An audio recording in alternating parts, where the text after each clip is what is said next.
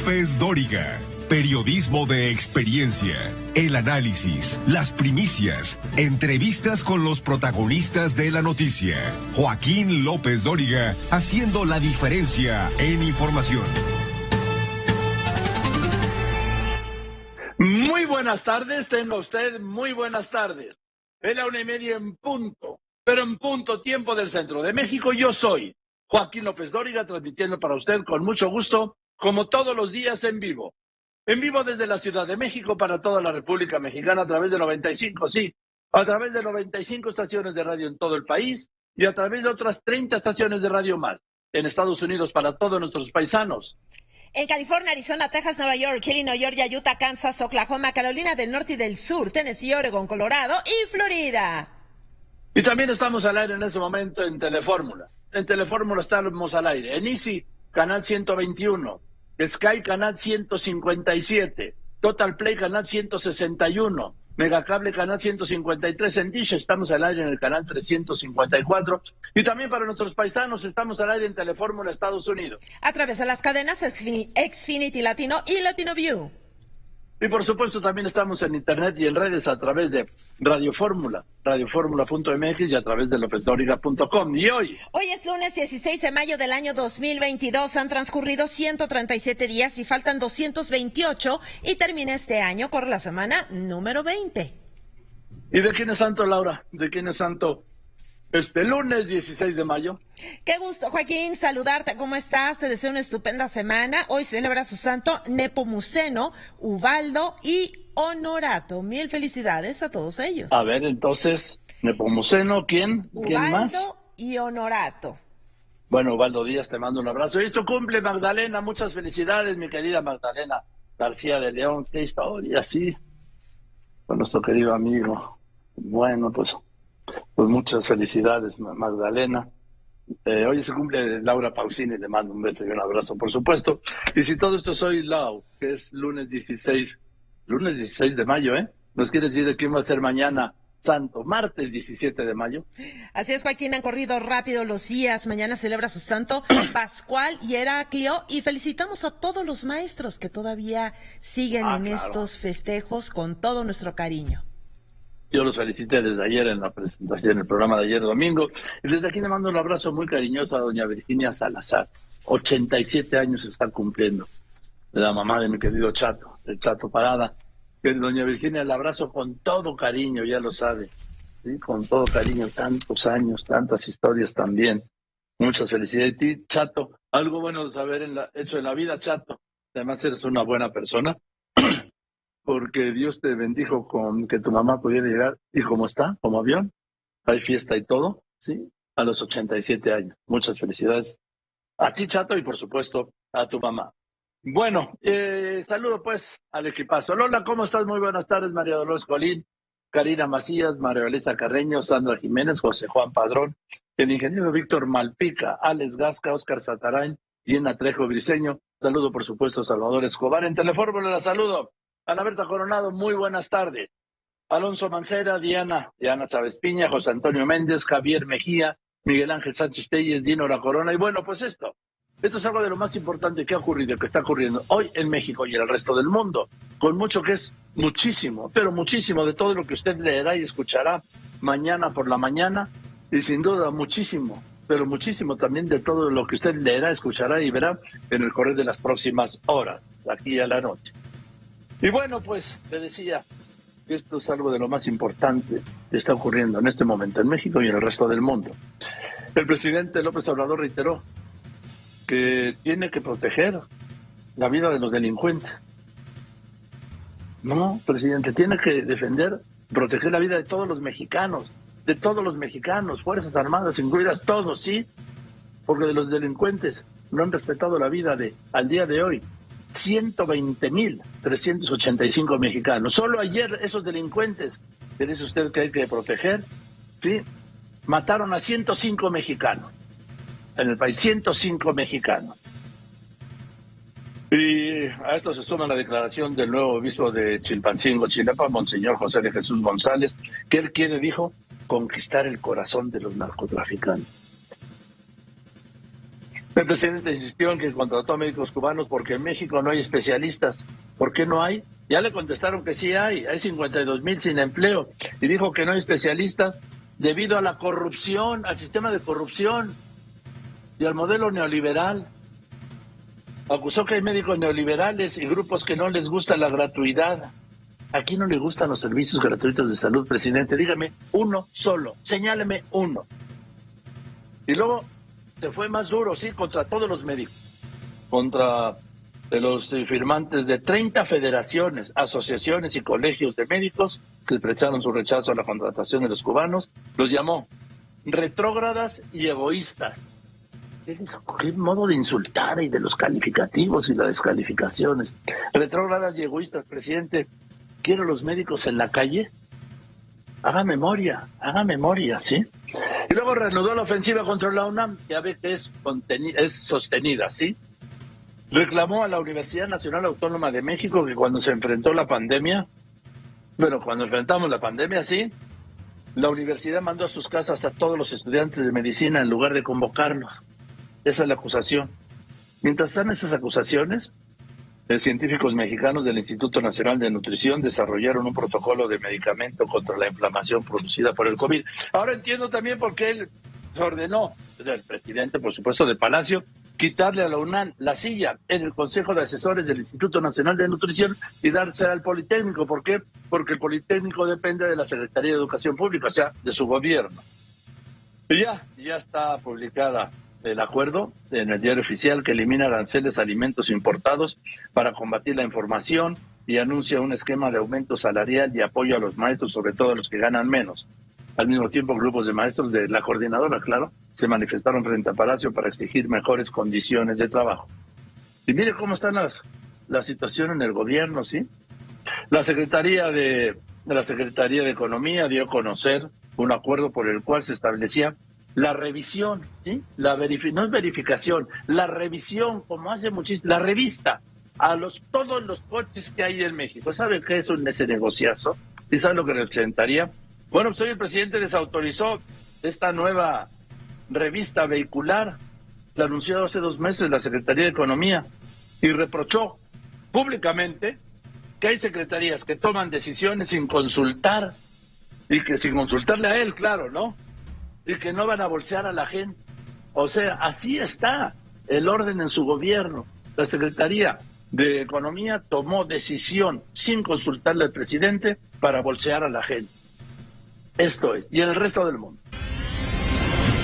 Suecia confirma que solicitará su ingreso a la OTAN a un día de que Finlandia anunciara su candidatura. En esto, Rusia reitera la amenaza de responder a estas decisiones porque empeorará la seguridad de Europa. En el día 82 de la invasión de Rusia en Ucrania, Moscú anuncia un cese al fuego en Azovstal. Esto para evacuar heridos. La Unión Europea reduce al 2.7% proyecciones de crecimiento económico para el bloque europeo este año por el conflicto en Kiev. Ignoran las amenazas de un joven de 18 años sobre tiroteos, y ahí está la masacre que protagonizó en un supermercado de Buffalo, en Nueva York, con 10 muertos. El presidente Biden y su esposa, la doctora Jill Biden, viajarán mañana a Buffalo. En California, el otro tiroteo en una iglesia en California ha dejado 1 muerto y 5 heridos. El asesino ya está detenido. En un momento le doy todos los detalles. Continuamos.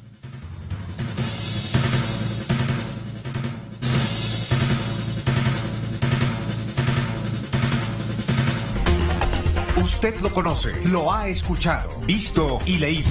López Dóriga, un periodista con cobertura total.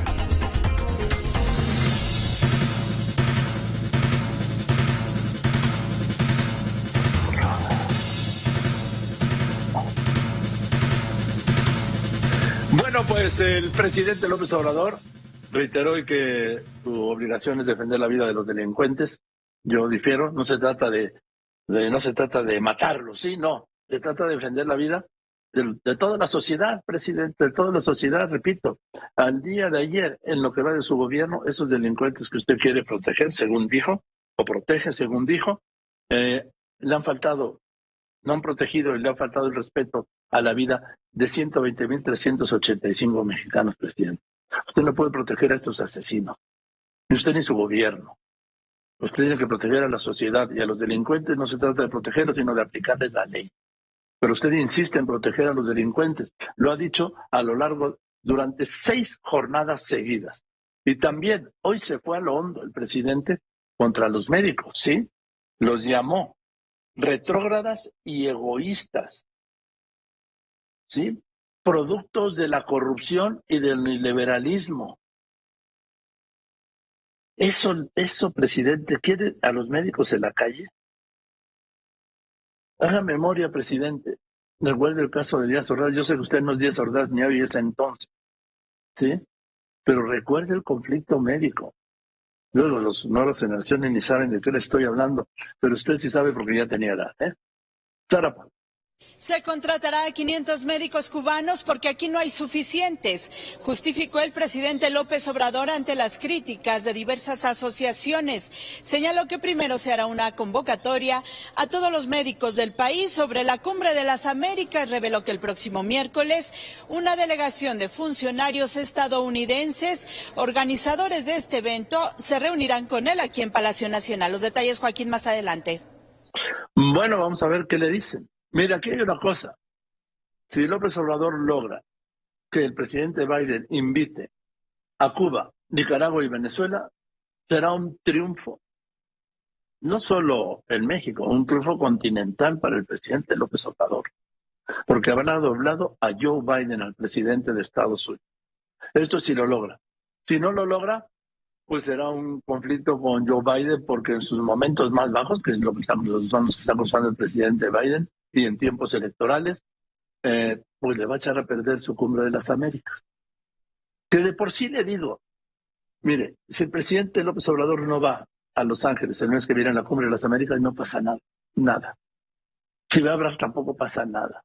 Si no va nadie, tampoco pasa nada.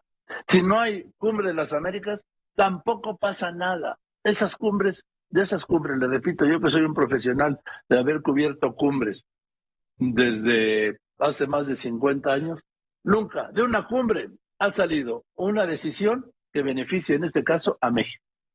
Así de ese tamaño. O sea que ahí está agarrado el presidente del tema y pues la trae bien, está bien agarrado. No sé si esto en algún momento puede tener un costo en las relaciones con Biden. No lo sé porque Biden tampoco está con la posición de fuerza para iniciar muchos conflictos, ¿eh? Israel Aldave, mientras tanto, hay una reacción a lo de los médicos cubanos. Joaquín, senadores del PAN afirman que para contratar a un médico mexicano en el sistema de salud de nuestro país se deben de cumplir varios requisitos: presentar a título y cédula profesional, así como experiencia laboral de 3 años, esto por un sueldo de 9,000 pesos, mientras que a un médico cubano no se le piden casi requisitos y este va a ganar 145,000 pesos al mes, además de 3 comidas al día, estancia en hotel 4 estrellas y transporte a su centro de trabajo. Joaquín. 140,000 pesos al mes, a ver de dónde sacaron ese dato. Mientras tanto, Javier Navarro, quiero decirte que los maestros, los de la coordinadora, sí, protestando frente al Palacio. ¿Por qué? Por lo que han protestado todos los días del maestro, a lo largo de todos los gobiernos, ya del PRI, ya del PAN, ya del PRI otra vez y ahora de Morena. Porque ellos están por encima de los gobiernos, lo que este gobierno no acaba de entender. Te escucho. Sí, Joaquín, dentro de las manifestaciones que se llevan a cabo frente al Palacio Nacional y en el marco de la celebración del Día del Maestro, fueron profesores del sistema Prepa en línea quienes se concentraron esta mañana en este punto del centro de la Ciudad de México. Y esto para protestar por los despidos injustificados de los que han sido objeto durante los últimos meses. Gracias, Óscar Zúñiga, te escucho. Joaquín, hoy se cumplen 816 días de la huelga en Notimex y cada vez hay más trabas de la dirección de San Juana Martínez, quien cuenta con toda la protección del gobierno. Joaquín. No del gobierno, del presidente de la República, 816 días de huelga. Y el presupuesto se sigue ejerciendo. ¿En qué? ¿En qué, presidente? ¿Por qué esa veneración a San Juana Martínez? ¿Y por qué este rechazo a los trabajadores de Notimex? 816 días de huelga. ¿Por qué? Un presidente, un liberal de izquierda, de avanzada. Ahí está, el gremio de los trabajadores de Notimex, la agencia de noticias del Estado mexicano. 816 días de huelga, y les haga caso ni quienes echen un lazo en el gobierno. Mientras tanto, voy a unos anuncios y después de los anuncios detectan otros 2 casos sospechosos de hepatitis aguda infantil, uno en Durango y otro en San Luis Potosí. Pero no se preocupen porque dice López-Gatell que no hay problema, que no hay que preocuparse. ¿Se acuerdan cuando no había que preocuparse de la pandemia? ¿Se acuerdan cuando llegara a 60,000 muertes sería un escenario catastrófico? Hoy llevamos 10 veces aquellas 60,000 muertes, más de 600,000. Y ahí sigue, como si nada, Hugo López-Gatell. Voy a hablar con el subgobernador del Banco de México, Jonathan Hill. La inflación, el gran reto y ayuda. Vamos a ver, aquí hay 3 factores con los que un país solo, en este caso México, no puede. La inflación mundial, la situación en Estados Unidos y la guerra, las secuelas de la guerra rusa, la invasión a Ucrania. Con estos 3 factores, México haga lo que haga, no puede contener la inflación y si se agrega algún factor interno, peor. Le decía que busqué esta mañana al nuevo obispo de Chilpancingo, Chilapa, Monseñor José de Jesús González, quien afirmó que quiere conquistar el corazón de los narcotraficantes y yo quería hablar con él para que me explicara cómo, pero pues no he tenido éxito. Continúa. Quédese aquí en Radio Fórmula, cadena nacional, internacional, con López Dóriga. Después de los anuncios, Joaquín López Dóriga tiene para usted todo lo que está ocurriendo en este momento en México y en el resto del mundo.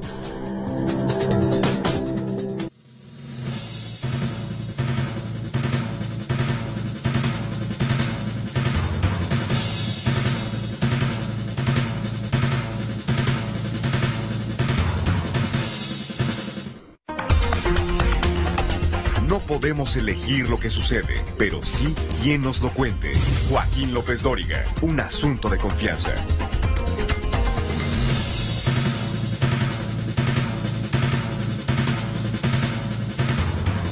Bien, le informaba usted el viernes que ahí estuvo el SAR Antidrogas de Estados Unidos en Tijuana, acompañado del embajador Ken Salazar.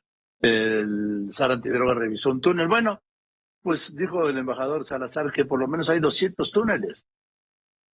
Ha habido 200 túneles, han construido 200 túneles. Bueno, pues esto es lo que pasó hoy, Rocío Galván, cuando ya se habían ido. Hola Joaquín, te saludo con gusto. Este fin de semana elementos del Ejército y la Policía Municipal localizaron un narcotúnel en la calle Sor Juana Inés de la Cruz de la colonia Nueva Tijuana. Es muy cerca de la línea internacional, es en la zona donde pasan muchos camiones de carga y también incluso, Joaquín, da a un mercado sobre ruedas. Los detalles de la información te los platico más adelante. Gracias. Mientras tanto, Carlos Navarrete, Veracruz, ahí a los que van a proteger, sí te escucho. Hola, ¿qué tal, Joaquín? ¿Cómo te va? Muy buenas tardes. En el avance informativo te platico que después de una discusión durante un partido de fútbol, fue asesinado a balazos Eusebio Hernández, presidente del DIF municipal de Calcahualco, Veracruz, y quien era esposo de la alcaldesa de dicha región, Rosa Carrillo. Por estos hechos, hay 3 sujetos detenidos, así lo informó la Secretaría de Seguridad Pública. Más adelante el reporte completo. Gracias. Juan Antonio Jiménez, ¿qué tiene? Alfredo Álvarez Cuevas podría retomar sus cargos tanto en la cooperativa como en el equipo de la Cruz Azul, luego de que su defensa obtuviera un amparo con el cual ya puede retomar el dinero que había sido congelado por parte de la Unidad de Inteligencia Financiera. Los detalles, Joaquín, más adelante. Y mientras el presidente descalifica a la Universidad Nacional Autónoma de México, por todo, hoy la volvió, le decía, a descalificar que porque durante la pandemia, en lugar de mandar a los estudiantes de medicina a tratar a los contagiados, los mandó a sus casas.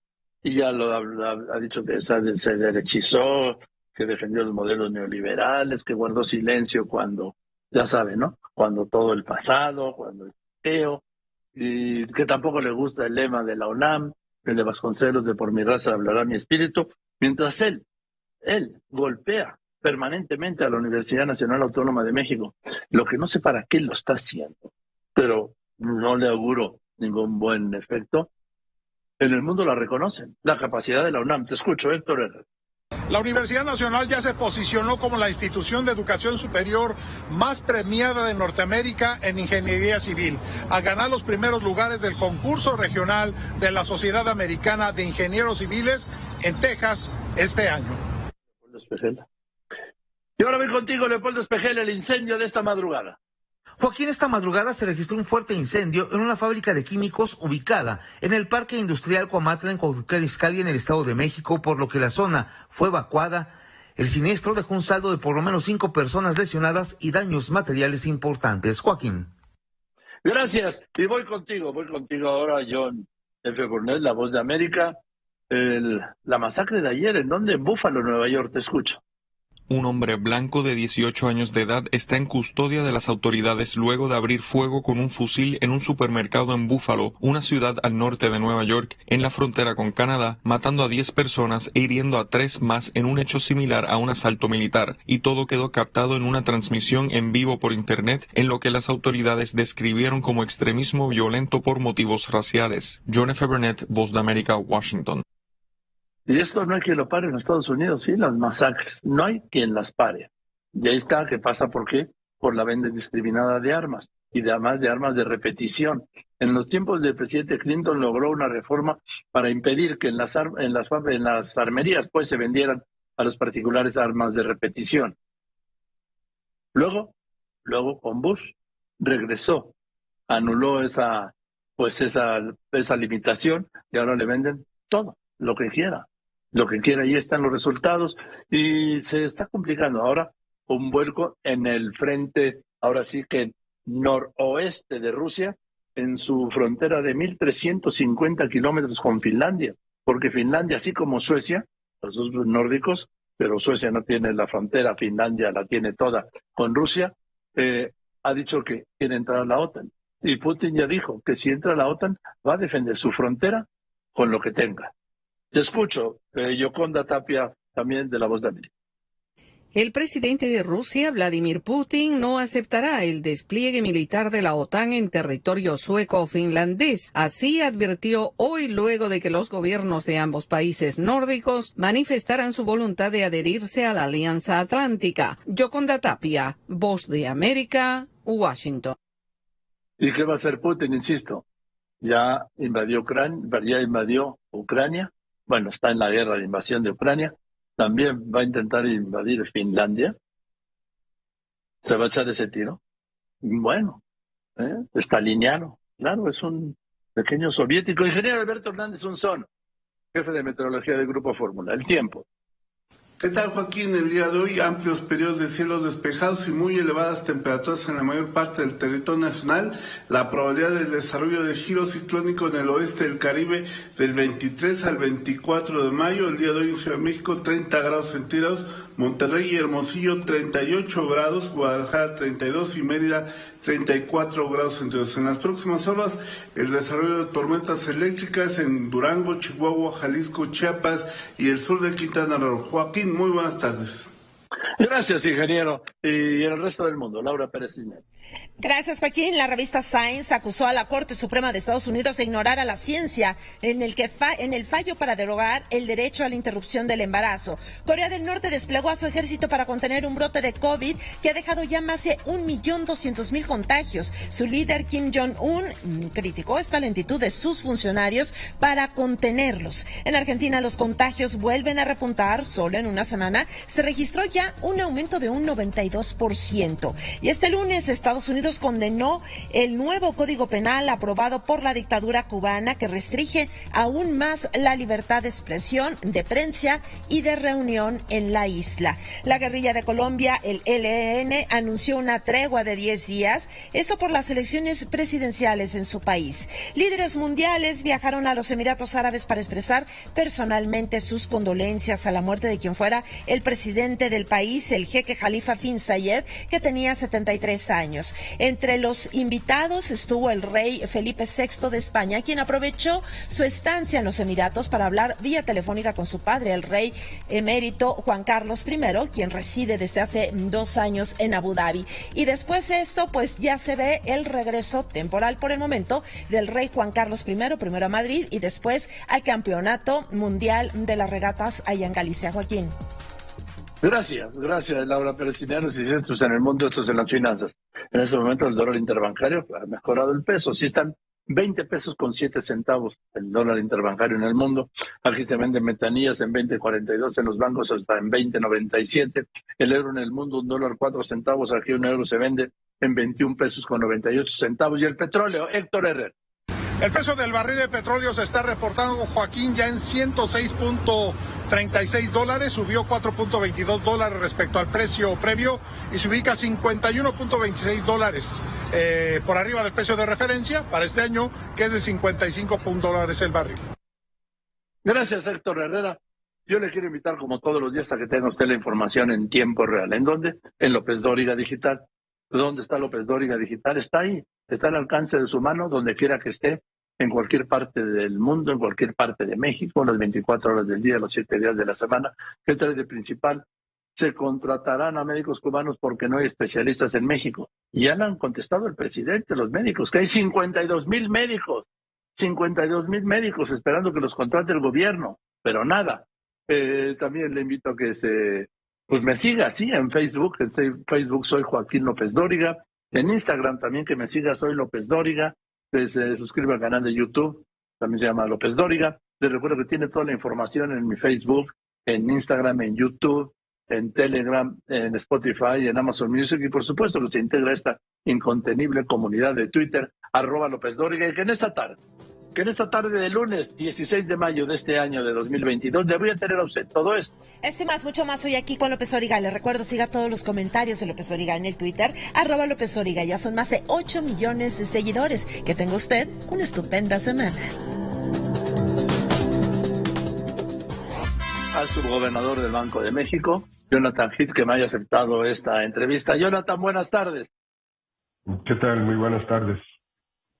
A ver, estamos viendo que pues la economía en el mundo no levanta, y son básicamente de los factores que estamos viendo, por ejemplo, viendo desde México, ¿sí? Para no hablar es las presiones inflacionarias internacionales, las alzas en las tasas de interés de los bancos centrales, para nosotros básicamente de Estados Unidos, el problema de los abastos, sí, estas líneas de abastecimiento que están rotos, y los efectos de la guerra rusa en Ucrania, que pasan por el combustible, precios de petróleo y de granos. Jonathan, en este panorama, ¿cómo se puede combatir la inflación en México o contener?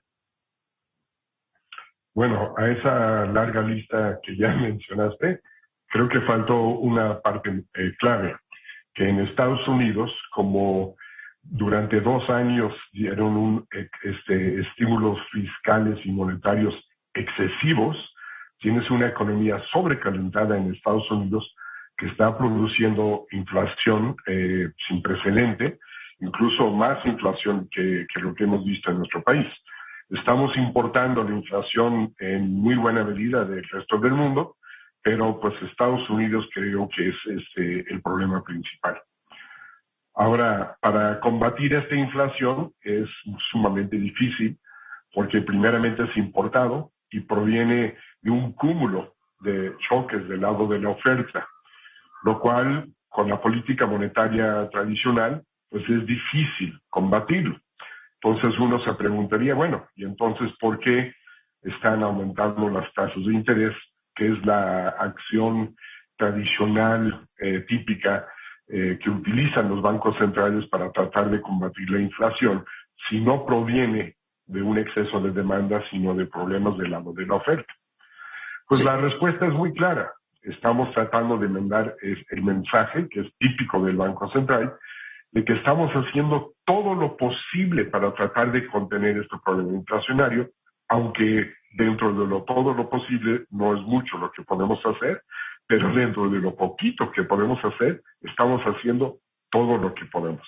En otras palabras, estamos trabajando en uno de los canales más importantes de transmisión monetaria, que es el canal de las expectativas.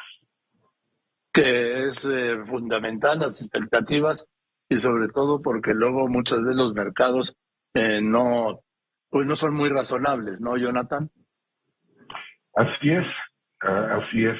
Y tenemos que mandar este mensaje para que vean que pues, todos los bancos centrales del mundo lo tienen que hacer básicamente para tratar de mandar ese señal de que, bueno, en la medida en que estos choques de oferta se van asimilando, estamos ahí para acompañar a este fenómeno de inflación en una trayectoria a la baja que seguramente va a empezar a ocurrir, o ojalá, ya quizás a partir del segundo semestre de este año, pero que tenemos que estar ahí con una postura monetaria consistente, con una trayectoria a la baja en la inflación. Ahora, esta proyección del segundo semestre partiría si es que se modifican estos elementos internacionales de guerra, cadenas de producción, precios de materias primas, ¿no? Definitivamente, la trayectoria que tenemos nosotros proyectados de inflación hacia adelante, que es consistente con nuestras acciones de política monetaria, tiene un supuesto, llamémoslo un supuesto heroico, un supuesto muy fuerte, que es el de que ya no va a haber más choques del lado de la oferta o más choques que afectan el nivel de precios. Si es que tenemos una ausencia de choques no anticipados, entonces sí es muy probable que podemos empezar a ver que la inflación llega a su pico más o menos en estos meses y dentro de ya poco tiempo empieza una trayectoria a la baja, aunque es muy importante aclarar que va a ser una trayectoria difícil y prolongada. Sí, prolongada, porque, no sé, me da la impresión de que todavía no hemos tocado el pico más alto de la inflación para entonces ahí poder empezar a descender desde este 7.68 anualizado, Jonathan. Pues sí, no queda muy claro, estoy de acuerdo, tratar de proyectar el futuro siempre es muy complicado, pero bueno, nuestros modelos de reglas monetarias, lo que hacemos aquí y todo, dicen que deberíamos de estar viendo un pico en la inflación más o menos en algún momento dado en el segundo trimestre, abril, mayo, si no es que junio, y de ahí empezar esta trayectoria muy lenta, muy prolongada a la baja. Pero sí, hay un peligro de que este fenómeno de la inflación sigue siendo muy persistente y que dure más tiempo en tratar de combatirlo en forma eficiente de lo que estamos nosotros proyectando. A ver, déjame hacerte una pregunta. Ese que eres uno de los 4 subgobernadores del Banco de México y nos está escuchando muchísima gente. A ver, a la gente cuando le hablan de la inflación, ¿qué debe entender y cuál es el riesgo? ¿Cómo les contarías cuál es el riesgo y cuál es el daño que le produce la inflación que parece luego tan lejana y sin embargo está cercana de la mesa y el bolsillo? La inflación se define muy fácilmente. Es un aumento generalizado y sostenido en los precios. Generalizado en el sentido de que todos los precios están subiendo y sostenido en que pues, no es de una sola vez por todas, sino que cada vez que vamos al supermercado seguimos viendo aumentos de precios, seguimos viendo aumentos. Y esto es un fenómeno que pues, lo sentimos todos cuando vamos al súper, cuando vamos a las tiendas, cuando queremos comprar servicios, bienes, etcétera, pues cada vez vemos que los precios van subiendo. Pero van subiendo a una velocidad mayor de lo que suben nuestros ingresos. Y eso significa que se va mermando nuestro poder adquisitivo. Cada vez nos alcanza para menos y por lo tanto, pues la inflación, yo diría, es una enfermedad social que merma nuestro poder adquisitivo y por lo tanto nuestra propia bienestar. Entonces es un fenómeno que definitivamente tenemos que tratar de erradicar, especialmente si consideramos que afecta más a las personas que menos tienen. Por lo tanto, todavía es más grave en ese sentido, ¿no? Ahora, Jonathan, cuéntanos una cosa. Cuando, digo sin revelar nada que no sea revelable, cuando se sientan en la Junta de Gobierno, ¿cómo llegan al cálculo de que necesitan aumentar la tasa medio punto o 50 puntos base? Hoy me voy a ir por los puntos porcentuales, sí, medio punto porcentual y no 0.25 o no 0.75 como propuso una de las subgobernadores. ¿Cómo llegan? ¿Cómo saben que es ¿Cómo es el 0.50? Sin medio punto. Okay. El régimen de política monetaria que tenemos se llama el régimen de inflación con objetivos en base a pronósticos. Y nosotros hacemos proyecciones económicas básicamente a través de lo que llamamos modelos de reglas monetarias. Estos modelos toman en cuenta el panorama de crecimiento económico, las condiciones cíclicas de la economía, las presiones internacionales de inflación que vamos a estar importando, algunas condiciones idiosincráticas de la misma economía mexicana, toman en cuenta toda una serie de factores y nos dicen la trayectoria más probable de que va a tener la inflación en los siguientes 8 trimestres, o sea, básicamente 2 años. Y también el modelo, en una forma endógena, nos dice cuál es la trayectoria de la política monetaria consistente con esta trayectoria a la baja de la inflación. En otras palabras, le buscamos al modelo que tenga una trayectoria de política monetaria para asegurar la convergencia de la inflación a nuestro objetivo de 3% en un horizonte mínimo de 2 años. Eso es un insumo muy importante, pero no es el único insumo que tomamos en cuenta. Porque, pues obviamente le podemos tener credibilidad a este modelo o no. El modelo pronostica el futuro y sabemos que estos modelos y pues, los economistas en general, pues podemos pronosticar todo menos el futuro.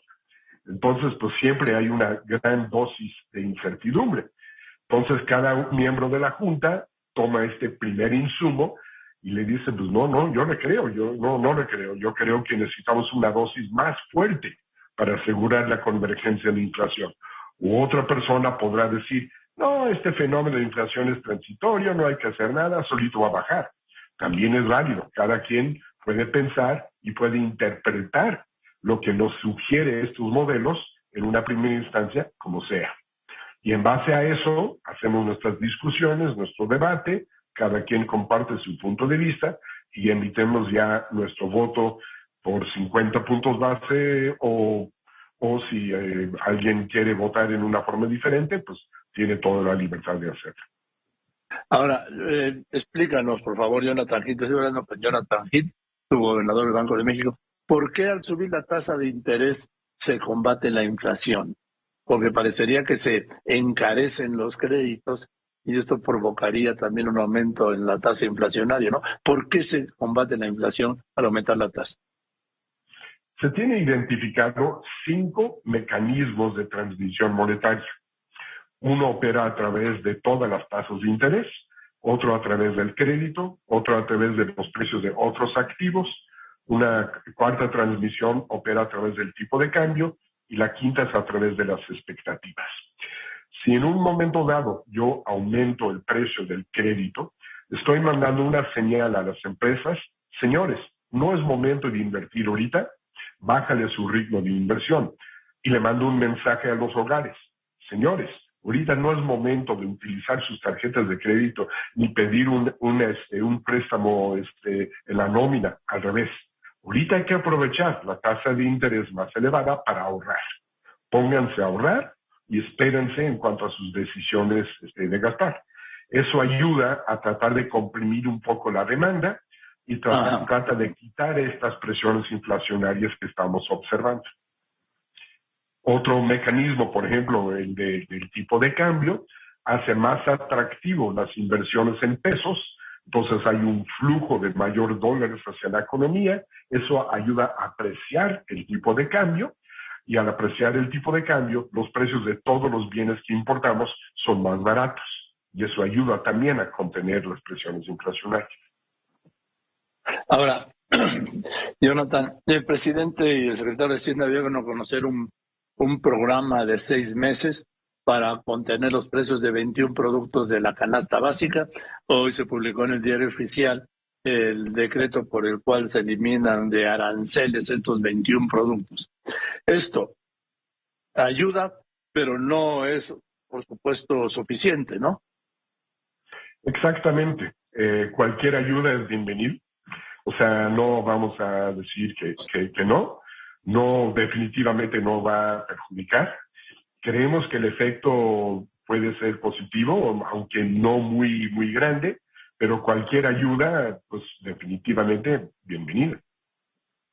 Yo recuerdo aquellos, porque ahora repetimos mucho, estamos en la peor inflación de hace 20 años. Estados Unidos está en la peor inflación de hace 40, tú debes recordar, aunque eres muy joven, Jonathan, aquel 81, 82 que además nos llevó entre las patas cuando el presidente entonces, López Portillo, equivocó la apuesta y apostó por una baja en las tasas y un aumento en los precios del petróleo y fueron igual. Y las tasas alcanzaron tasas pues no vistas en el Estados Unidos moderno, ¿no? La tasa, la tasa preferencial, que es una referencia muy importante en Estados Unidos, llegó a rebasar 20%. Sí. Y esa tasa al 20% contribuyó a que aumentara el costo de la deuda externa que tenía México.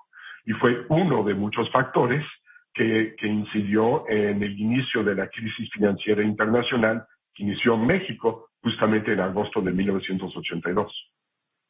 Ahora, viendo aquellos niveles, o incluso los niveles de México, en el 1987, presidente Miguel de la Madrid, que traemos una inflación del 157%. Yo sé que siempre puede ser peor, pero yo creo que siempre debemos tener un referente, ¿no?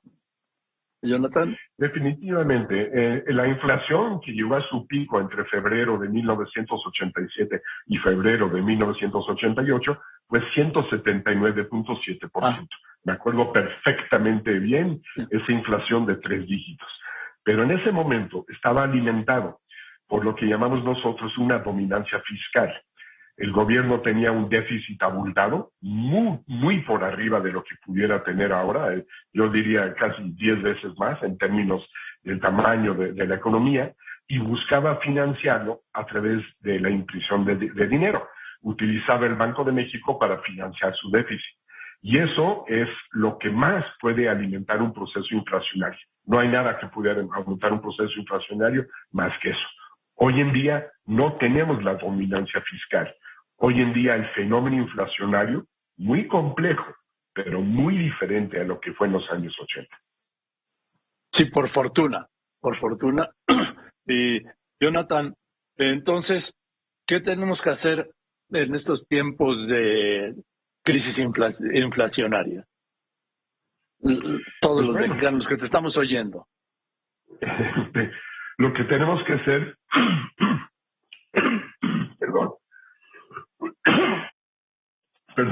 lo que tenemos que hacer es cuidar nuestro presupuesto más que nunca.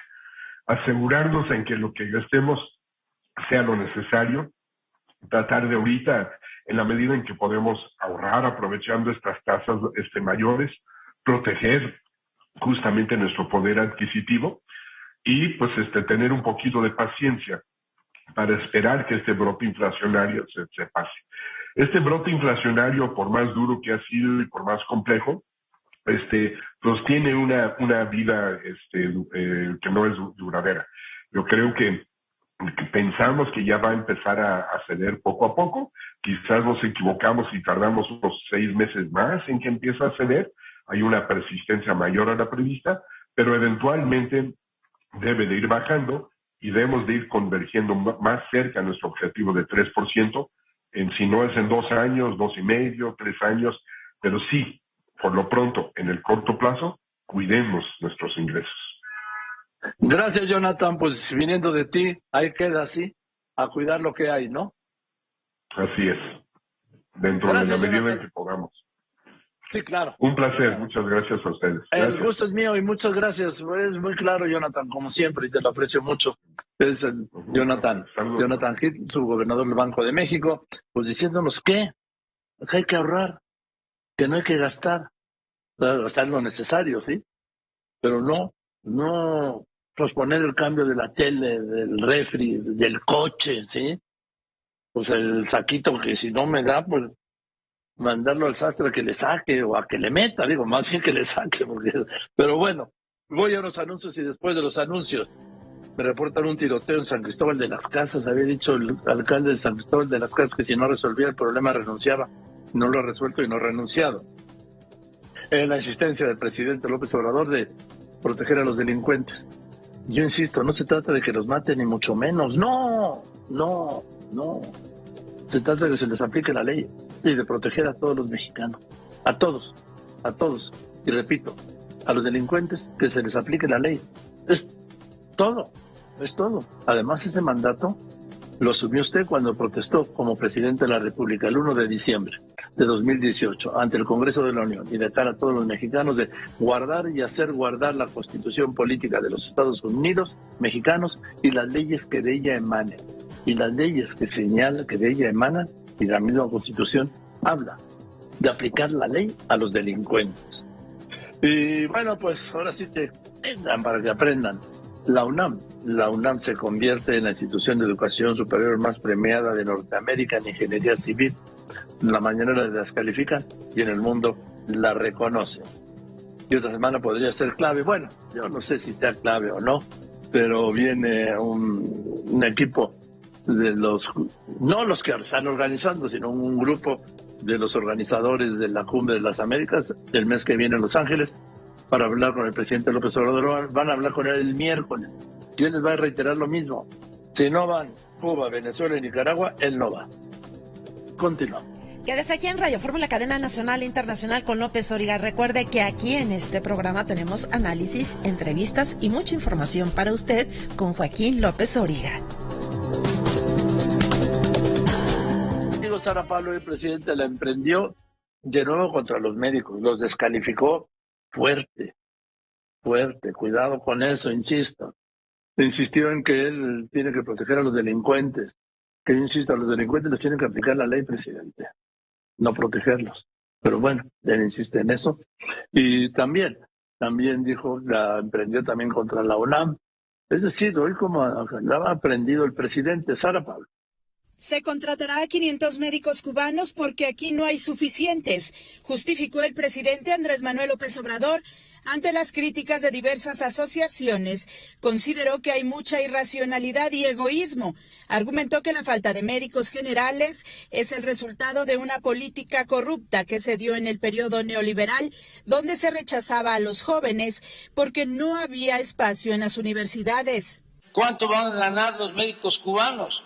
Lo mismo que ganan los médicos mexicanos.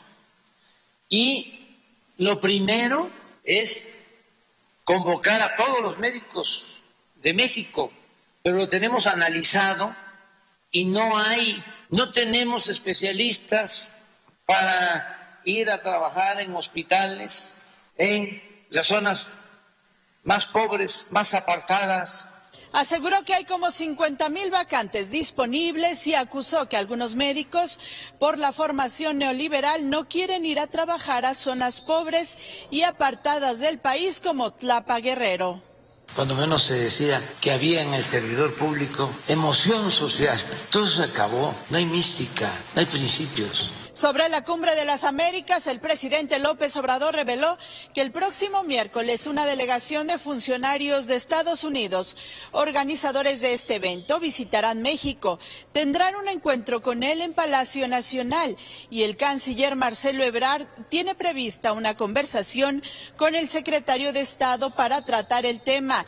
Entre los asistentes está Christopher Dodd, asesor especial para la cumbre. El presidente precisó que aún no ha recibido invitación y confió en que no se excluya a nadie.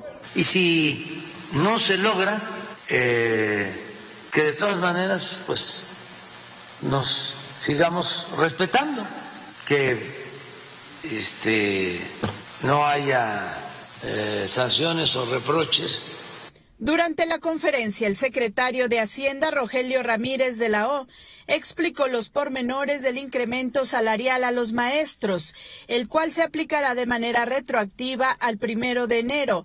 Quienes ganan menos de 10,000 pesos al mes tendrán un aumento de 3%. Para aquellos que perciben entre 10 y 15,000 pesos mensuales, el aumento será del 2% y de 1% para quienes ganan entre 15 y 20,000 pesos. Adicionalmente, todos tendrán un aumento del 1%. La meta es que los maestros obtengan entre salario y prestaciones unos 14,300 pesos mensuales, que es el promedio de lo que ganan los trabajadores registrados ante el Seguro Social. La parte que nos interesa enfatizar que está recibiendo el mayor beneficio es el trabajador 1, que gana hoy 7,511 pesos, con prima vacacional y aguinaldo de 1,200 para un total de 8,723 pesos, estaría recibiendo 12,000 más 2,200 de prestaciones para llegar a 14,319. López Obrador criticó que la UNAM durante la pandemia del COVID-19 haya mandado a los estudiantes de medicina a sus casas y no a enfrentar la situación. Con imágenes de Aldo Reyes en Grupo Fórmula, Sara Pablo. Todavía no hay ninguna reacción de los médicos a esta descalificación que les hizo hoy el presidente López Obrador. Bueno, tengo este libro aquí de la doctora Laura Jiménez Pibie, ¿sí? Autora de un daño irreparable, se llama Las vidas que no contaron. ¿Cuántos mexicanos murieron realmente en la pandemia? Y aquí culpa, responsabiliza al presidente López Obrador y al doctor López-Gatell y señala la misma Claudia Sheinbaum por el número de muertos. Más de 600,000 muertos por COVID en México. Las vidas que no contaron. De Editorial Planeta. Y le tengo más información con Laura Pérez Cisneros. Gracias, Joaquín. El presidente López Obrador aseguró una vez más que su gobierno debe proteger la vida de los delincuentes. Insistió en que contrató a médicos cubanos porque en nuestro país no hay especialistas debido al sistema de corrupción y al modelo neoliberal. Acusó que hay médicos neoliberales y grupos que no les gusta la gratuidad. Llamó retrógradas y egoístas a los firmantes de las 30 federaciones, asociaciones y colegios de México que expresaron su rechazo a la contratación de cubanos. El gobierno de México elimina aranceles a alimentos importados, esto para combatir la inflación. El subgobernador del Banco de México, Jonathan Heath, dijo en este espacio que en el segundo semestre del año podría empezar a disminuir la inflación. Ante este escenario, recomendó cuidar nuestra economía, aprovechar la tasa de interés elevada en este momento para ahorrar. Detectan otros 2 casos sospechosos de hepatitis aguda infantil, ahora en Durango y San Luis Potosí. Maestros de este sistema de prepa en línea protestaron frente a Palacio Nacional, en donde denunciaron explotación y despidos injustificados. Joaquín, hasta aquí la información. Gracias, Laura. Voy a un corte y después del corte, otro narcotúnel descubren en Tijuana. Le decía que el SAR antidrogas de Estados Unidos el viernes estuvo de visita en Tijuana con el embajador Ken Salazar y se asomó a uno de los túneles que habían descubierto. Y el embajador Salazar dijo que pues por lo menos ha habido 200 narcotúneles, bueno, túneles que usan para todo, allá en Tijuana, San Diego. Le quiero decir que maestros del sistema de prepa en línea protestaron hoy en Palacio Nacional y pues no su internet ni su teléfono, sí.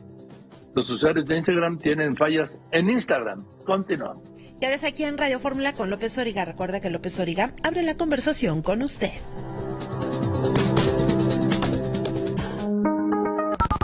Contigo, Carlos Navarrete. Voy contigo en Veracruz. Asesinan al marido de una presidenta municipal por un partido de fútbol. Te escucho. Hola, ¿qué tal, Joaquín? Muy buena tarde. Efectivamente, el día de ayer domingo, tras una discusión durante un partido de fútbol, fue asesinado a balazos el señor Eusebio Hernández, presidente del DIF de Calcahualco, que se localiza en la zona montañosa del estado de Veracruz, y quien también es esposo de la alcaldesa de ese municipio de Calcahualco, la señora Rosa Carrillo. Los hechos ocurrieron en la localidad de Excotla y de acuerdo con testigos el ataque ocurrió tras una discusión al término de un partido de fútbol soccer. Un hombre identificado como Amel N habría intercambiado disparos contra el funcionario municipal que presuntamente también iba armado. Los dos resultaron gravemente heridos. Sin embargo, el presidente del DIF municipal de Calcahualco falleció en un hospital particular de Córdoba. El agresor, Amel N., está herido, sobrevivió y está bajo resguardo de las autoridades. También en el lugar de los hechos resultó herido un policía municipal de Calcahualco que escoltaba, en este caso, a la víctima, a Eusebio Hernández. Sobre estos hechos, el día de hoy, el secretario de Seguridad Pública, Hugo Gutiérrez Maldonado, confirmó la detención de 3 personas y afirmó también que ya se abrió una carpeta de investigación, Joaquín, sobre estos hechos. Gracias, Carlos Navarrete. Y Héctor Herrera. ¿Qué tal, Joaquín? ¿Cómo estás? Fíjate que la Universidad Nacional se ha posesionado como la institución de educación superior más premiada de Norteamérica en materia de ingeniería civil. Y es que ganó los primeros lugares del concurso regional de la Sociedad Americana de Ingenieros Civiles en Texas para este año. Son 3 categorías: Innovation Contest, Sustainable Solution y Steel Bridge Competition. Los universitarios integrantes del capítulo estudiantil de la Facultad de Ingeniería colaboraron con alumnos, con alumnas de la Facultad de Arquitectura y de Química y obtuvieron las máximas calificaciones de los jurados por sus desarrollos vanguardistas y también de corte social. Compitieron, Joaquín, contra 600 estudiantes provenientes de 28 universidades de México, pero también de Texas, de Oklahoma y de Nuevo México. Además de lograr este primer lugar general en las 3 competencias en las que intervinieron, pues también recibieron 9 premios en subcategorías, por lo que la Universidad Nacional, Joaquín, pues ya en ese momento fue o es la institución más premiada durante este simposio. Joaquín, al reporte. Gracias, Héctor. Y mientras tanto, los de Nuestros por la Mañana, que se ha derechizado, en fin, todo esto. Y voy contigo, Leopoldo Espejel, este incendio, te escucho, alerta roja toda la madrugada. Gracias, Joaquín. Esta madrugada se registró un fuerte incendio en una fábrica de químicos ubicada sobre la avenida Transformación en el Parque Industrial Cuamatla, en Cuautitlán Izcalli, Estado de México. Los primeros reportes indican que el siniestro comenzó alrededor de las 3 de la madrugada, donde vecinos de colonias aledañas reportaron varias explosiones, por lo que llamaron a los servicios de emergencia.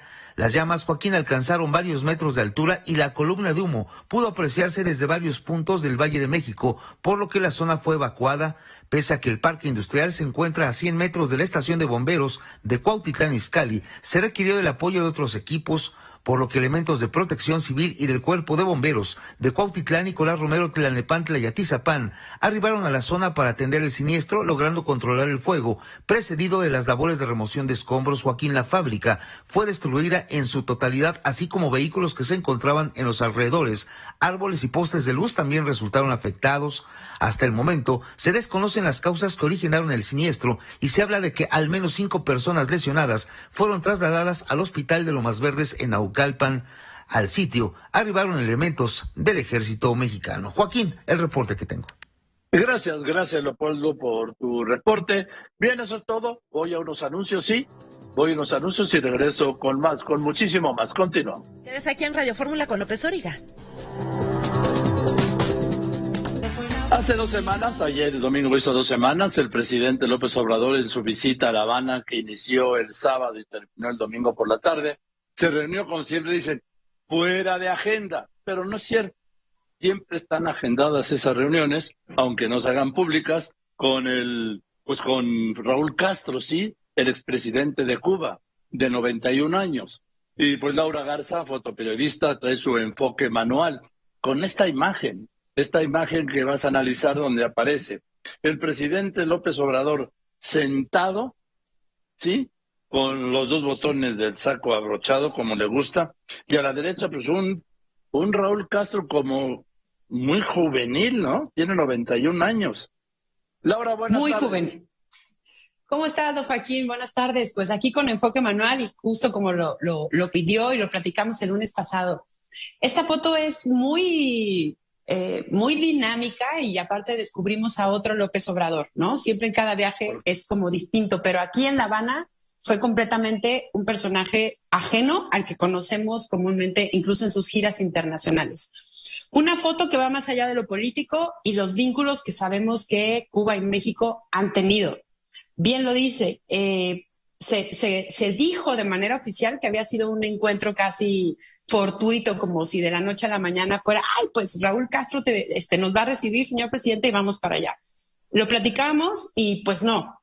Ahora sí que también dudamos que don Raúl Castro pues haya estado en traje, haya estado acomodada la sala. El domingo por la tarde. El domingo por la tarde y todo lo que respecta, pues bueno, recibir a un mandatario. Sabemos que después del Come si te vas, ¿no?, que conocimos con Fox, pues después fue Calderón, fue Peña Nieto y siempre ha habido una buena relación, pero insisto, esta vez vemos a un Andrés Manuel que incluso yo diría no es un presidente. Su postura, digo, la fotografía todos ya la conocen, los que no la están viendo en este momento, él está sentado, está comúnmente cuando va a giras, incluso lo hemos visto en las 4 giras internacionales que ha hecho, que solo ha sido a Estados Unidos, siempre está recargado hasta atrás del sillón, siempre está como aletargado, piernas abiertas, con cubrebocas. Esta es la primera gira internacional que no usa cubrebocas y su postura y su actitud es distinta. ¿Qué es lo que yo veo? 1, vemos a un AMLO inseguro y muy nervioso. Porque comúnmente cuando estamos nerviosos y no nos sentimos como muy en confianza por muchas razones, siempre ponemos las manos, siempre las unimos y nos las pegamos al ombligo e incluso cerramos piernas. Es decir, todos nosotros nos cerramos y estamos como a la expectativa porque no sabemos qué va a pasar y no sé cómo voy a reaccionar. Eso es lo que se ve en Andrés Manuel. Yo lo veo más como un fan, ¿no? Como un fan viendo a su ídolo, sí, a Raúl Castro, y no como a un presidente viendo a un expresidente que debería de haber sido un momento, o la fotografía pudo haber sido una fotografía oficial. No se ve. Ahora, Raúl Castro no está de frente como comúnmente son en las fotografías oficiales de los encuentros. Raúl Castro está totalmente viéndolo hacia él, es decir, que sí era un encuentro más personal. Y Andrés Manuel no alcanza a tener esa confianza de ponerse frente a frente. Vemos a Andrés Manuel que está inclinado e insisto, está en chiquito. O sea, está encogidito. Es que, Laura, también una cosa, las sillas están acomodadas diferentes. Una silla está totalmente perpendicular a la foto, el respaldo, y la de López Obrador está en un grado casi de 45 grados. Están así pues. Pero ahí creo que también puede ser que así haya sido incluso por temas de salud, de no estar de frente a frente, ¿no? Sin cubrebocas y demás, pero creo que la personalidad del presidente que se siente frente a un Raúl Castro, pues incluso por respeto, ¿no? Pues te sentarías de la misma manera para verlo de ojos a los ojos. Pero en realidad Andrés Manuel lo que hace es como sigo mis instrucciones y yo aquí me quedo sentadito hasta que me digan si me muevo o no me muevo, porque yo estoy extasiado de estar con Raúl Castro. No estoy en mi papel de jefe de Estado, estoy en mi papel personal de la emoción como tal. Eso es lo que marca esta fotografía, que pudo haber sido más e incluso pudo haber marcado muchísimo más el vínculo y todo el discurso que trajo Andrés Manuel en La Habana en su visita de pues pedir a Estados Unidos que los tomen en cuenta en absolutamente todo. Ahora, Laura, esta foto la tomó y distribuyó el gobierno de Cuba el domingo por la noche. Así es, fue Cuba quien lo sacó y lo sacó en su diario oficial. Sí, o sea, ni siquiera dejaron entrar el fotógrafo del presidente, por lo visto. No hubo nada. Ahora, sabemos también cómo se mueve la prensa cubana, los medios cubanos, y los jefes de comunicación. Ellos sí son muy cuidados en esos detalles, ¿no? Escogen muy bien cuál es la esquinita, que no se ve absolutamente nada, que no sea ese jardincito. Incluso con las fotos oficiales últimas de Fidel Castro, casi veíamos siempre lo mismo, era ese pedacito de sala. Entonces creo también que tuvo ahí como plan con maña, ¿no? Oye, Laura, y ahí el arreglo de rosas que se alcanza a ver en una mesa. Sí es. O sea, sabemos perfecto que no fue una visita esporádica. O sea, bien claro lo dijo. Que no, espontánea, el arreglo, nada. E insisto, el spot en donde decidieron ubicarlos, pues tuvieron que haber puesto el arreglo para que también se viera bonito. Y hubo alguien detrás que preparó, por supuesto, con anterioridad, anticipación y detalle, la reunión que tuvieron ellos dos. En fin, pero veo a un López Obrador exultante, feliz, con una expresión que no solo es de alegría, es de felicidad, es de una expresión que muy pocas veces se le ve en México. O sea, él está demasiado contento y creo que incluso hasta el nervio le gana. Veamos la sonrisa, los ojos chiquitos y las manos, o sea, es un conjunto de todo, ¿no? Es como, casi como niño chiquito emocionado por donde está y con quién está. Con los hombros ligeramente levantados, incluso así, ¿no? Está así, ¿no? Entonces ahora, es otro, incluso... Sí. Dime, ¿es otro incluso qué? No, incluso si de pronto se echan un clavado a las fotografías que tienen Estados Unidos cuando visitó a Donald Trump, con Joe Biden también, y en la ONU, su postura es totalmente opuesta. Sí, sobre todo la de Biden y la de sobre Trump. Así es. O sea, él está en otro papel. Y entonces, pues sí, nos sorprende demasiado que ahora estemos viendo a un presidente con estas actitudes cuando no lo conocemos de esta manera. El saco igual, además, no se lo desabrocha, se queda como lo mencionas. No se lo desabrocha y lo trae como rebozo, digo. Digo, en realidad, con todo el respeto, pues en realidad es como tamal mal amarrado, ¿no? Porque está apretadísimo, sí. Los botones están así y pues tampoco él está cómodo. Entonces es una posición, una postura, pues yo diría que sumamente incorrecta para el personaje que es, para la investidura que tiene y que así haya sido Raúl Castro o el momento que fuera, él tuvo que haber guardado su postura, su elegancia y su formalidad de un presidente de nuestro país.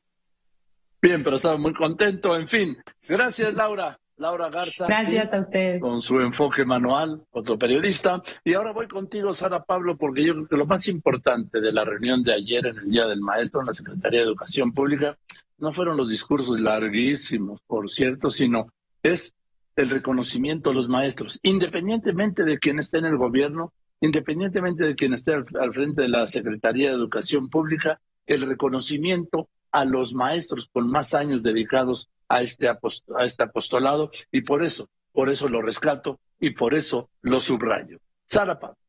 Por primera ocasión en el sexenio, el presidente Andrés Manuel López Obrador celebró con un desayuno el Día de la Maestra y el Maestro en el patio del trabajo de la Secretaría de Educación Pública. Unas 200 personas, entre integrantes del gabinete y docentes, compartieron los alimentos. Ellos recibieron como regalo un libro de la serie 21 para el 21, una artesanía mexicana y la noticia de un incremento salarial que dio Delfina Gómez, titular de la SEP. 18 profesores y profesoras fueron galardonados, 3 con la medalla Rafael Ramírez y 15 con la medalla Maestro Altamirano, además de un estímulo económico. María de los Ángeles Sánchez Torres, con 52 años de servicio, Octaviano Humberto Domínguez, con 50, Fernando Vázquez Torres, con 49, y Raimundo Rivero, Salomé Guadalupe Jarrillo Parra y Patricia Araceli Socorro Reyes, con 46 años, son los docentes con más años acumulados de servicio que recibieron de manos del presidente la medalla Maestro Manuel Altamirano. La maestra de la Ciudad de México, Sandra Luz Encarnación Morales, narró que su historia comenzó a los 15 años cuando hizo su examen en la normal y fue aceptada. Encontró entonces en el magisterio una profesión de entrega y entendimiento con los niños y en las aulas halló un segundo hogar. Luego estuve un cuarto de siglo entero frente a grupos, frente a miles de historias y otros 19 años como asesora técnico-pedagógica. Las y los maestros nos preparamos, nos esforzamos, somos el contacto directo con la realidad en las aulas, con la formación de niñas y niños, que para nosotras no son estadística. Son historias que nos conmueven, nos acompañan siempre, nos comprometen. María del Carmen Vera Almaguer, Pedro Hernández, Luis Eduardo I. Rivas, Óscar Valenzuela Montes, Zenón Gil Paulino, Lidia Carrillo, Juan Reyes Ocampo y Cuauhtémoc Hernández también recibieron esta condecoración, todos con más de 40 años frente a los alumnos. Miguel Ángel Núñez López, del Instituto Politécnico Nacional, con 37 años de servicio. Héctor Hernando Fernández Rincón, de la Universidad Pedagógica Nacional, con 33, y María Guadalupe Macedo Miranda, del Tecnológico Nacional de México, con 32 años de servicio, recibieron la medalla Rafael Ramírez. En Grupo Fórmula, Sara Pablo. Bueno, pues en este plan del presidente López Obrador para contener la inflación, pero sobre todo, insisto yo, la carestía, este plan que abarca 24 productos de la canasta básica para contenerlos. La Secretaría de Economía publicó en el Diario Oficial de la Federación el decreto que finalmente ya exenta de arancel a la importación de 21 productos de la canasta básica e insumos estratégicos con el fin de reducir, de bajar el precio. Ahora solo falta que haya una gran vigilancia para que los comerciantes efectivamente apliquen este ahorro en bajar los precios, porque ya ha visto usted que los hay que se pasan de vivos por no decirle de otras cosas peores. Jenny Valencia. La Secretaría de Economía publicó en el Diario Oficial de la Federación el decreto que exenta de arancel a la importación a 21 productos de la canasta básica y 6 insumos estratégicos con el propósito de reducir la caída en el consumo de los hogares mexicanos ante el aumento de precios y de la inflación que actualmente se ubica en 7.68%. La secretaria de Economía, Tatiana Cloutier, resaltó que con esta medida se prevé que los efectos positivos en la estabilidad de los precios de los productos de la canasta básica se empiecen a observar en un periodo de 15 a 30 días. Estaríamos diciendo prácticamente que empezaría a verse, los efectos empezaríamos a verlos entre 15 días y un mes desde el punto de vista de publicación de los no aranceles, y a partir de ahí se empezará a ver o se debería de ver un no aumento en la manera en que entra el producto a nuestro país, que esto permitiría en algunos productos finales poder tener que los precios estén estabilizados. No significa voy a bajarle el precio al producto, sino no voy a seguir aumentando, y esto sería por los primeros 6 meses. Los productos clasificados en 66 fracciones arancelarias que forman parte de la canasta básica y que quedan libres de pago de aranceles a lo largo de los próximos 6 meses son aceite de maíz, arroz, atún, carne de cerdo, carne de pollo, carne de res, cebolla, chile jalapeño, frijol, harina de maíz, harina de trigo, jabón de tocador, tomate, leche, limón, maíz blanco, manzana, naranja, pan de caja, así como papa, pasta para sopa, sardinas, sorgo, trigo y zanahoria. Cabe recordar que este decreto forma parte del paquete contra la inflación y la carestía anunciada por el gobierno federal y los empresarios el 4 de mayo. Para Grupo Fórmula, Jenny Valencia. Gracias, Jenny. Jenny Valencia, voy a unos anuncios. Y después de los anuncios, rojo amanecer y movilización en Cuautitlán Izcalli por un terrible incendio.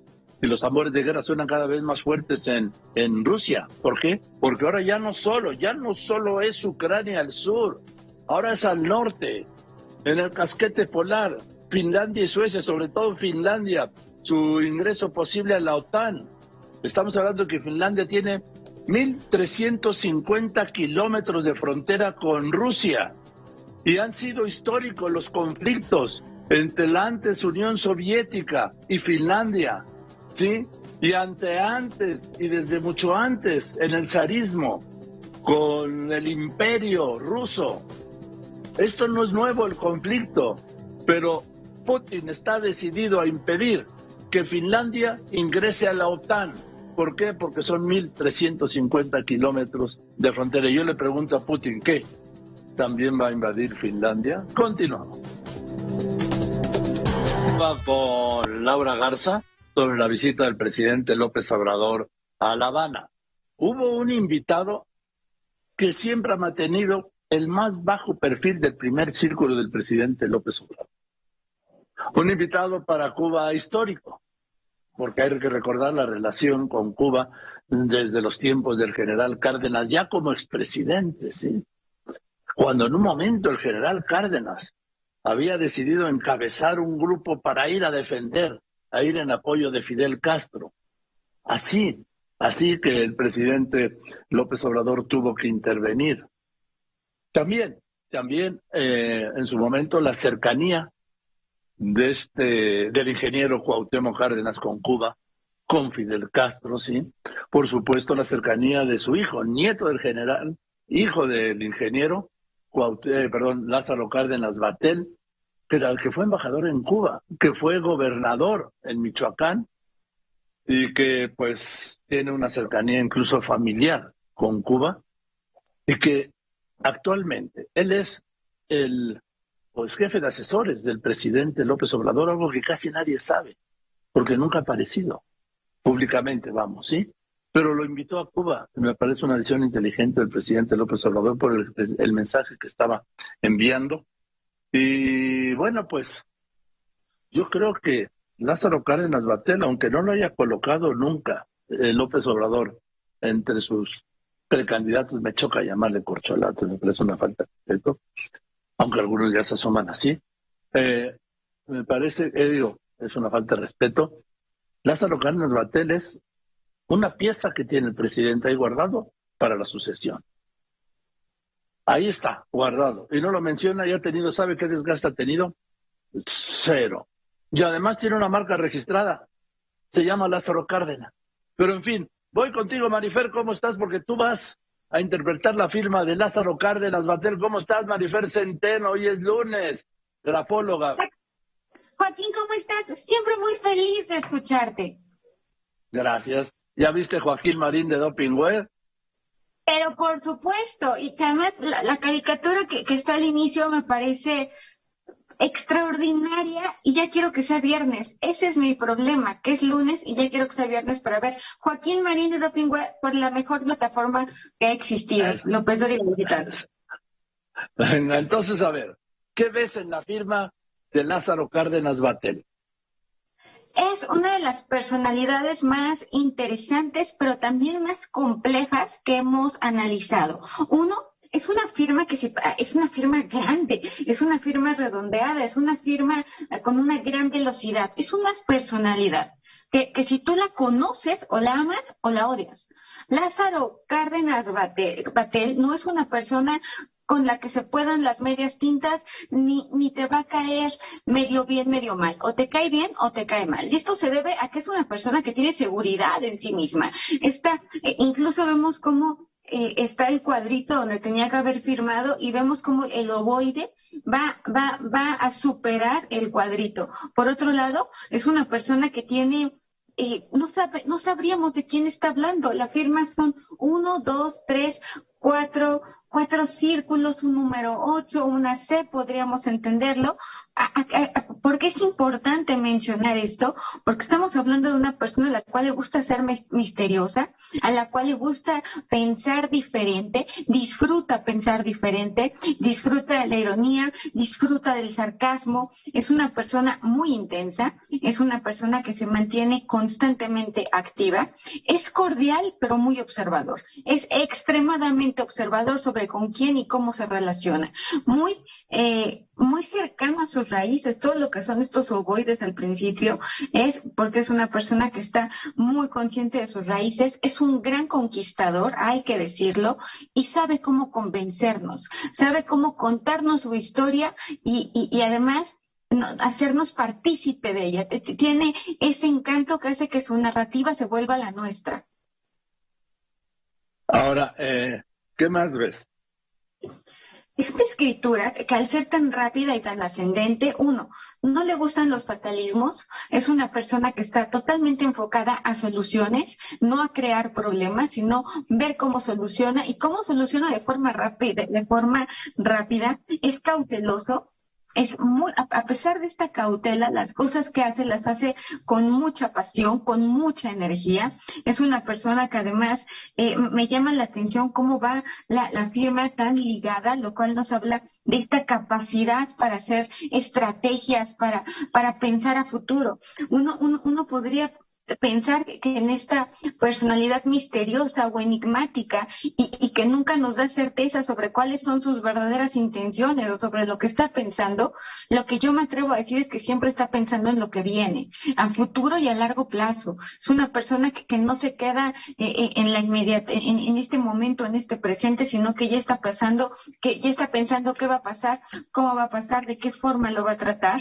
Es un gran conquistador y además es una persona muy cuidadosa de su vida privada, muy cuidadosa de su vida íntima, que sabe generar empatía y que es asertivo con sus comentarios.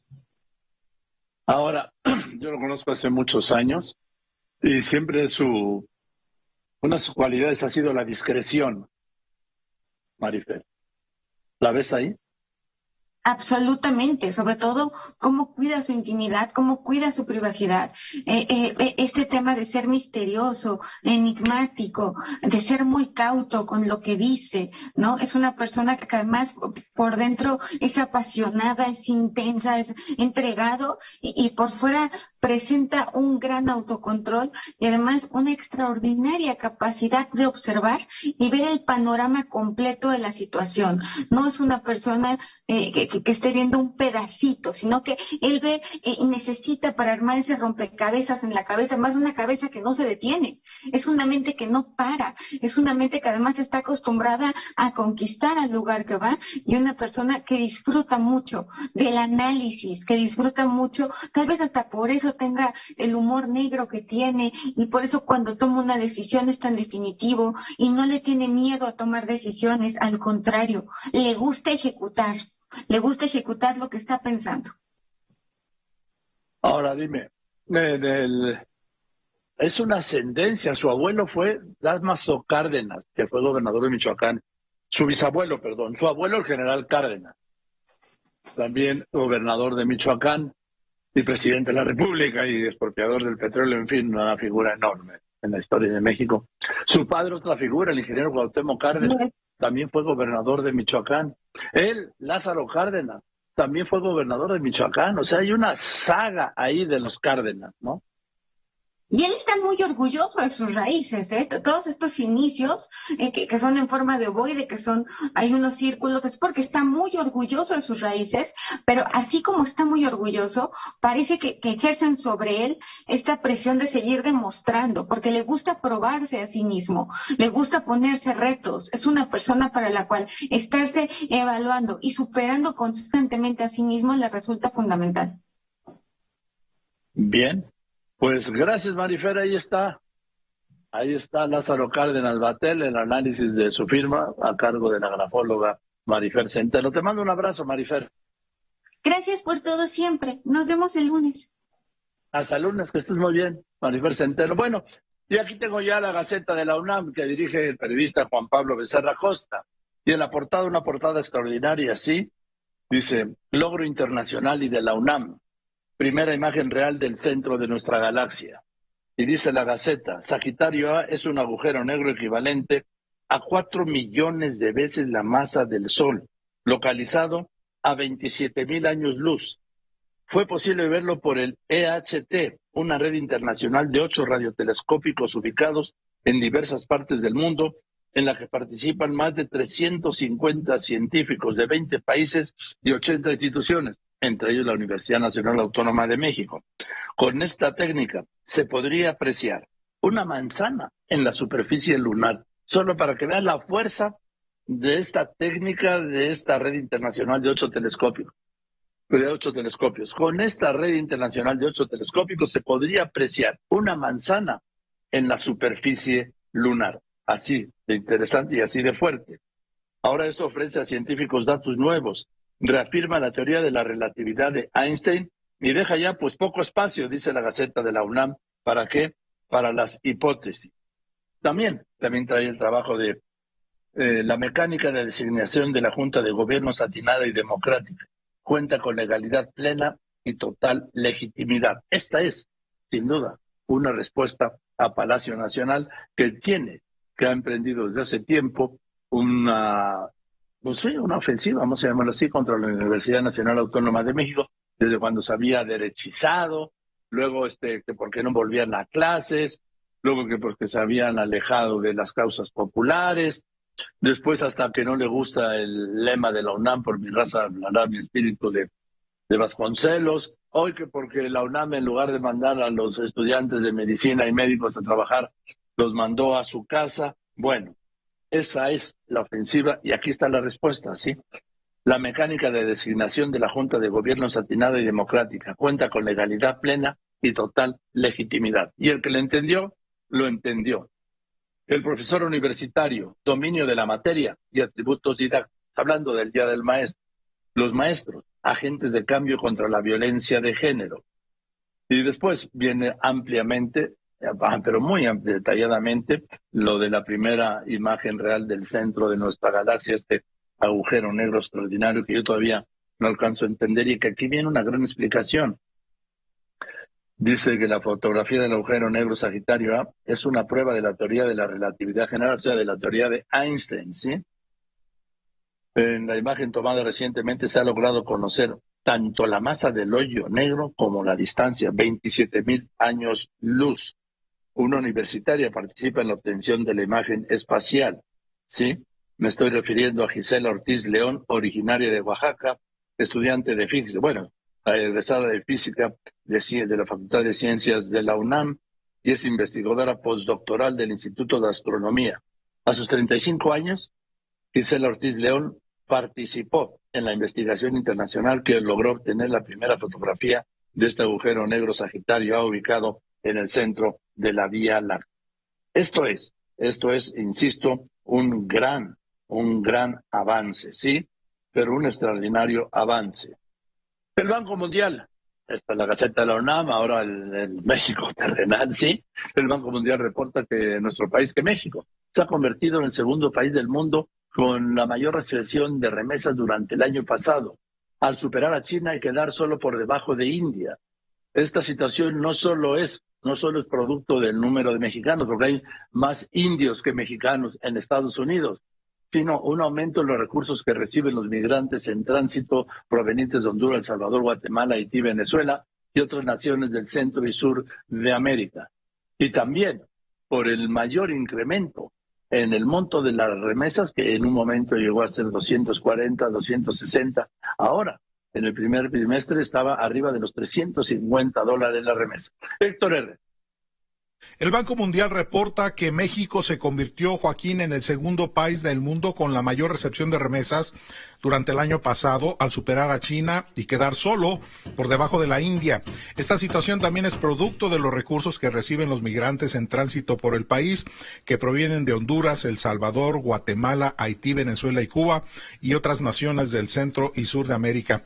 El país, dice el Banco Mundial, experimentó un excepcional aumento de 25.3% en los flujos de remesas, ya que el número de migrantes en tránsito que permanecen en México, así como los que están en camino hacia los Estados Unidos, continuaron aumentando.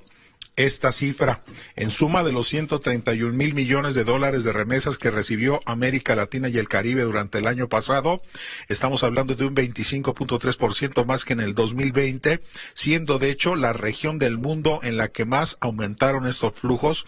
41 de cada 100 dólares llegaron a México. El organismo destaca que la India fue el país que más envíos recibió también durante el año pasado, con 89,000 millones de dólares. Le siguieron México con 54,000 millones, China con 53,000 millones y Filipinas con 37,000 millones. El reporte. Gracias, Héctor. Y ese es hoy el comentario de mi querido compañero y amigo José Fonseca. Les recuerdo su columna Con el Café la encuentra en www.cafepolitico.com y en el periódico El Economista. Pepe, muy buenas tardes. Buenas tardes, Joaquín. Buenas tardes al auditorio de Radio Fórmula. Después de mi ejercicio de masoquismo mañanero, Joaquín, creo entender el porqué de los médicos cubanos.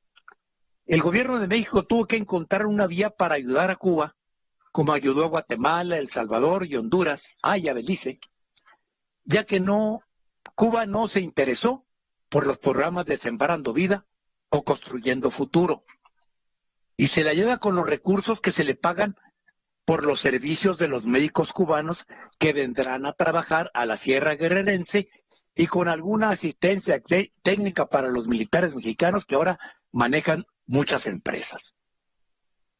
La sexenal y ya rancia narrativa de cómo los neoliberales descuidaron la preparación de médicos es solo para camuflar los acuerdos para ayudar a Cuba. Gracias. Y buenas tardes, Joaquín. Gracias, Pepe. Bien, eso es todo. Buenas tardes. Yo soy Joaquín López Dóriga y como siempre le agradezco a usted que me escriba, que me llame, pero sobre todo y en especial le agradezco, usted lo sabe y además lo sabe muy bien, que me escuche y ahora que me vea y que me siga en las redes. Gracias pues por eso. Buenas tardes.